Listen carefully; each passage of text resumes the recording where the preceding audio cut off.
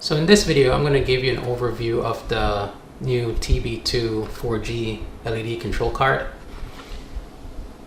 Depending on when you purchase your sign, your sign may have come with this card already installed, or you may be thinking about upgrading your older sign. Maybe you got your sign 5 to 10 years ago, and you're thinking about upgrading your control card so you can get some of the newer features, such as the 4G access or the Wi-Fi built in, or just some of the other features that make your sign a little bit more modern. This is a very popular card, so this may be the option that you end up going with. So I'm going to walk you through this card so you can have a good understanding of how this is, especially if you're coming from the older LED media player or you're coming from the XM player or the Async 11, then the card is going to be totally different. So on one side of the card, you'll notice that you have a switch.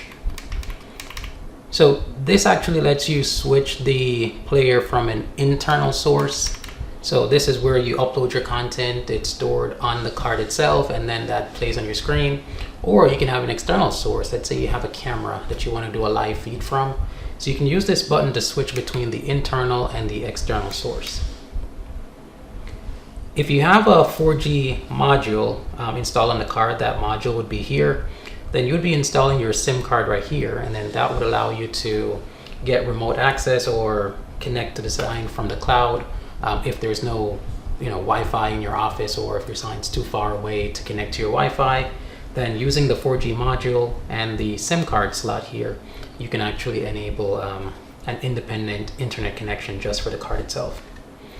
These 4 lights here are going to represent what the sign is doing. So for example, once the card is powered on, you'll have your power light, you'll have your system and your run. Those lights typically are going to be on to confirm that everything is running correctly. And then we talked about the cloud. So if you are connected to the server where you can access your sign remotely, then you'll have that cloud light lit up right there as well. We talked earlier about the internal or the external source. So that's what this HDMI is for.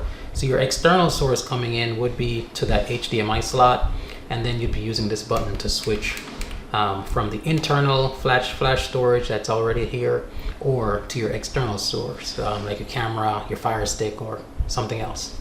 You can also load content from a USB drive. The Ethernet port here, so this is where your networking comes in. So if you wanted to do a direct connection to the sign from your router, then you'd be connecting it here to this Ethernet port.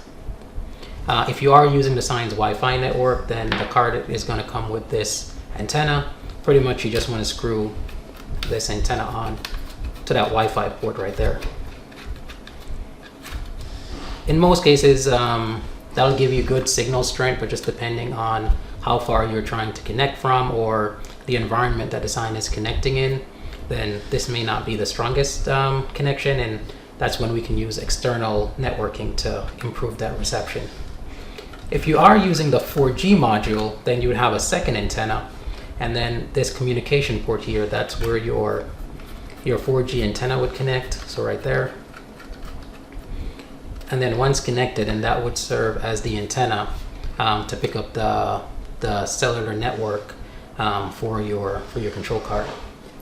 So once we flip over to this other side, we'll see that there's a power port here, and we can power the sign with a DC 12, well, it's 5 to 12 volt adapter, just plugs in right here. And then this would go to your power source, or you may have the ends already removed, and then you're connecting it, hardwiring it directly to your power driver.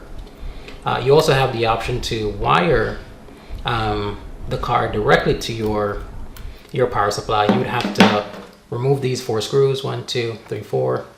Then you just remove the card from the housing. Just make sure you take that antenna off. So we'll take that antenna off. And then you have the option now to do your power, so your hot and your ground, and then you just tighten those screws to lock that down. These are audio ports. This would be a USB port as well.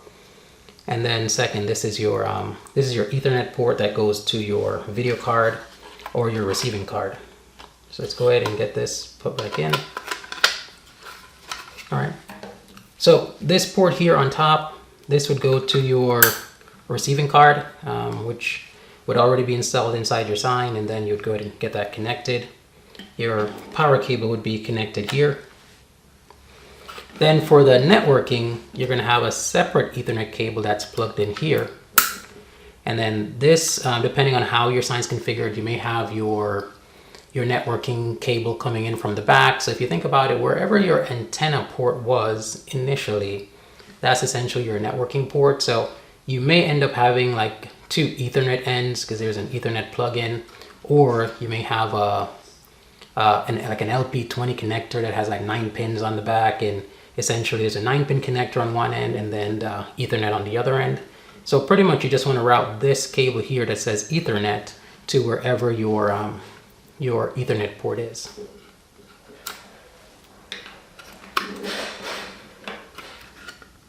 All right, so that's an overview of the TB2.